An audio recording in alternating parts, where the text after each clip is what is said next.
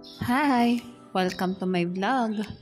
Ang gatas na ipagko-compare natin today is S26 Gold versus Similac na parehas na pang 0 to 6 months old. Parehas nga palang premium milk ang dalawang gatas na ito, kaya nutrient din sila.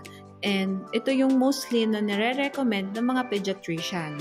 Ngunit huwag natin kakalimutan na ang paggamit ng gatas na ito ay dapat sang-ayon sa payo ng doktor or health professional.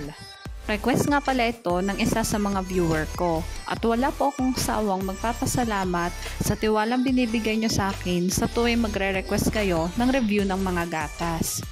Katulad nga ng dati ay magbe-base ako sa nutrition facts ng dalawang gatas. At ang sukat na pagbabasehan natin ay 100 grams of powder. Okay, simulan na natin. Sa dietary fiber, lactose, and 2-fucosylactose, lamang ang S26 Gold. Ngunit wala itong oligosaccharides blend. Samantalang lamang naman na Similac sa energy, protein, carbohydrates, oligosaccharides blend, and fat. Ngunit wala namang naka-indicate sa nutrition facts nito na lactose. Sa phospholipids, sphingomyelin, and DHA, lamang ang S26 Gold. Ngunit wala itong gangliosides. Samantalang lamang naman ng Similac sa linoleic acid, linolenic acid, arachidonic acid, and gangliosides. Ngunit wala itong phospholipids and sphingomyelin. Lamang ang Similac sa first category. Proceed naman tayo sa vitamins. Sa vitamin A, carotenes, vitamin B1 and vitamin B6, lamang ang S26 Gold. Samantalang lamang naman ng Similac sa vitamin D, vitamin E, vitamin K, and vitamin B2. Sa vitamin B12 and folic acid, lamang ang S26 Gold. Samantalang lamang naman ng Similac sa niacin, pantothenic acid, biotin, vitamin C, choline, and lutein. Lamang ang Similac sa vitamins.